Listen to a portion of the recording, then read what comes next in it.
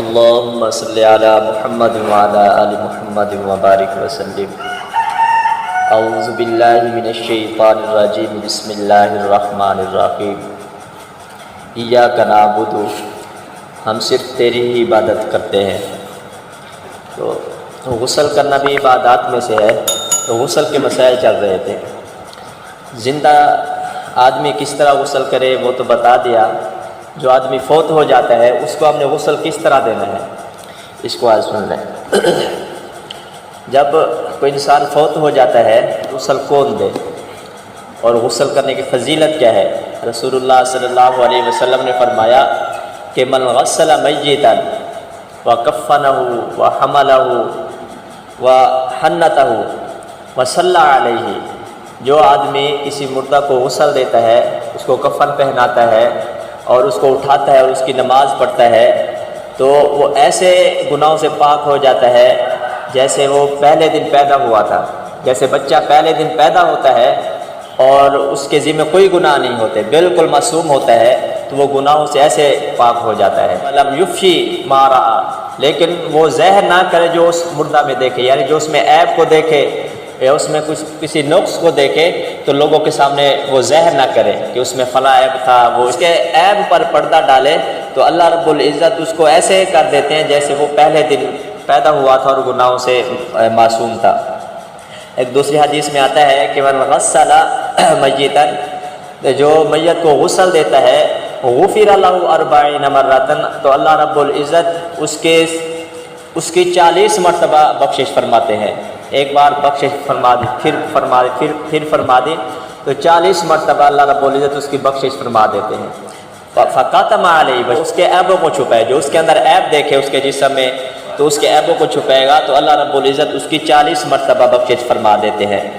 وَكَفَّنَهُ كَسَاهُ اللَّهُ مِن سُندُسٍ وَإِسْتَبْرَقٍ، جو اس کو کفن پہناتا ہے تو اللہ رب العزت اس کو جنت میں 2 ریشم کے نام ہے، اس سندس اور استبرق، 2 ریشم کا لباس پہنائیں گے۔ اتنی بڑی فضیلت ہے۔ تو غسل دینا بہت بڑی فضیلت والی بات ہے، بہت بڑی فضیلت کا کام ہے۔ تو غسل دے کون؟ تو فقہا تو یہی فرماتے ہیں کہ جو سب سے زیادہ جانتا ہو غسل دینا، اچھے طریقے سے غسل دے سکتے ہو تو وہ غسل دے۔ لیکن جیسے آج کل ہمارا ماحول چل رہا ہے تو سب سے پہلا حق اولاد کا بنتا ہے کہ اگر کوئی فوت ہوا ہے تو اس کا بیٹا ہے تو وہ غسل دے، اس کا بھائی ہے وہ غسل دے، اس کا پوتا ہے وہ غسل دے، کیونکہ انسان پوری زندگی ایک کام کرتا ہے، ایک تو اپنے ننگیت کو چھپاتا ہے، دوسرا اپنے جسم میں کوئی عیب ہوتا ہے تو اس کو چھپاتا ہے لوگوں سے پوری زندگی، اور جب وہ فوت ہو جاتا ہے اگر ہم کسی اور کو کھڑا کر دیں غسل دلوانے کے لیے تو اس کا عیب بھی ظاہر ہو سکتا ہے اور اس کا نگیت بھی ظاہر ہو سکتا ہے، تو یہ بہتر نہیں ہے۔ تو کم از کم ہم اپنی اولاد کو اس طرح بنا دے کہ جب ہم فوت ہوں تو ہماری اولاد ہمارا غسل اچھی طرح دے سکے، ہم اپنی اولاد کو اتنا دین سکھا دیں۔ تو غسل دینے سے پہلے پانی کو گرم کر دیں گے ہلکا، اس میں بیری کے پتے ڈال دیں گے، چاہے 1 مٹھی یا 2 مٹھی بیری کے پتے ڈال کر پانی کو ہلکا گرم کریں گے۔ اس کے بعد جس پھٹے پہ غسل دینا ہوتا ہے تختے پہ، اس کو اچھی طرح دھو لیں گے، شاید وہ ناپاک ہو یا کوئی گندگی لگی ہو، اس کو اچھی طرح دھو لیں گے۔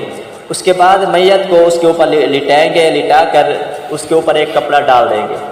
ہمارے ہاں رواج ہے کہ جب میت کو لٹایا جاتا ہے تو سارے چھوٹے بڑے اکٹھے ہو جاتے ہیں، یہ بھی مناسب نہیں ہے۔ زیادہ 4 یا 5 آدمی ہوں جو اچھی طرح غسل دے سکیں، 1-2 اس کو نہلانے والے ہوں، دوسرے اس کے اوپر پانی ڈالنے والے ہوں، تو پردہ کر کے صرف 4 یا 5 لوگ ہوں یا 4 ہوں جو اچھی طرح غسل دے سکے، تو اس کو پھر میت کو پھٹے پہ لٹا کر اس کے اوپر ہم ایک کپڑا ڈال دیں گے۔ اس کے پہلے اس نے کپڑے پہنے ہوئے ہوں گے اس کو چاک کریں گے، کینچی کے ساتھ کاٹیں گے، اس کے اوپر کپڑا ڈال کے پھر نیچے سے وہ اس کے کپڑے اتار لیں گے۔ پہلے ہم کیا کریں گے، اس کا 3 یا 5 ڈھیلے لے لیں گے، کچے وٹے لیں گے، تو وہ اس طرح ہو کہ وہ نوکدار نہ ہو، جب ہم اس کا استنجا کریں گے تو اس کو جو ہے نقصان نہ پہنچے۔ 5 ہوں، ڈھیلے ہوں یا 3 ہوں، اس کے ساتھ پہلے ہم اس کا استنجا کریں، پھر پانی سے استنجا کریں۔ پانی سے استنجا کرا کے پھر ہم اس کے پہلے ہاتھ دھوئیں، جیسے ہم آپ اپنا وضو کرتے ہیں اسی طرح وضو کریں گے، لیکن جو میت ہے اس کو ہم منہ میں پانی نہیں ڈالیں گے، ناک میں پانی نہیں ڈالیں گے، بلکہ کپاس ہوگی، کپاس کو گیلا کر کے پہلے ایک بار منہ میں دانتوں پہ مسوڑوں پہ اس کو اچھی طرح مل لیں گے، پھر اس کپاس کو پھینک کے پھر دوسری اسی طرح، پھر تیسری اسی طرح، اسی طرح ناک میں بھی کپاہ کے ساتھ ناک کو صاف کریں گے۔ اس کے بعد ہم اس کے ناک میں، کانوں میں اور منہ پہ، آنکھوں پہ کپاس رکھ کے اس کا منہ دھلائیں گے، جیسے ہم اپنا منہ دھوتے ہیں 3 بار اس کا منہ دھلائیں گے۔ اس کے بعد بازو دھلائیں گے، اس کا مسح کرائیں گے، اس کے پاؤں اچھی طرح دھوئیں گے۔ اس کے بعد ہم اس کا سر صابن کے ساتھ دھوئیں گے، سر اس کا صابن کے ساتھ دھو کے پہلے ہم اس کو اس طرح لٹائیں گے کہ قبلہ جو ہے اس کی دائیں طرف ہو جائے، تو یہ سنت طریقہ ہے۔ تو اس کو پھر ہم بائیں کروٹ پہ پہلے لٹا کے تو پیچھے اس کو اچھی طرح 3 بار پانی بہا دیں گے، پھر اس کو دائیں کروٹ پہ لٹا کے پھر اس طرف پانی بہا دیں گے، اس طرح کے سارے اچھی طرح ایک طرف سے دوسری طرف پانی پہنچ جائے، سر سے لے کر پاؤں تک 3 بار پانی بہائیں گے۔ جب اس کا یہ غسل ہو جائے گا، اس کے بعد اس کو سیدھا لٹا کے اس کو سرانے کی طرف سے تھوڑا سا اوپر اٹھائیں گے، اوپر اٹھائیں کے پھر آہستہ آہستہ اس کا جو پیٹ ہے اس کو ملیں گے۔ جب ملیں گے، جو تھوڑی بہت پیشاب پخانہ وغیرہ ہوگا تو اگر باہر نکلتا ہے تو اس کو اچھی طرح دھو لیں گے۔ تو اس وقت ہم نے یہ خیال کرنا ہے، ایک تو ہاتھوں پہ دستانے پہن لینے ہیں، کیونکہ نہلاتے وقت ہو سکتا ہے ہمارا ہاتھ اس کے ننگیج تک جا پہنچے اور اس کو ننگیج کو ہاتھ لگ جائے تو ہمارے ہاتھوں پہ دستانے ہوں۔ تو اس کو جب غسل کرا لیں گے اور استنجا وغیرہ جب اس کا پیٹ ملیں گے، گندگی نکل آئے گی، وہ کرا لیں گے، اس کے بعد اس کو اچھی طرح دھو کے اور اٹھا کے ہم نے اس کو چارپائی پہ رکھ دینا ہے، کفن والی چارپائی پر۔ باقی انشاءاللہ کل بیان کریں گے۔ اللہ تعالیٰ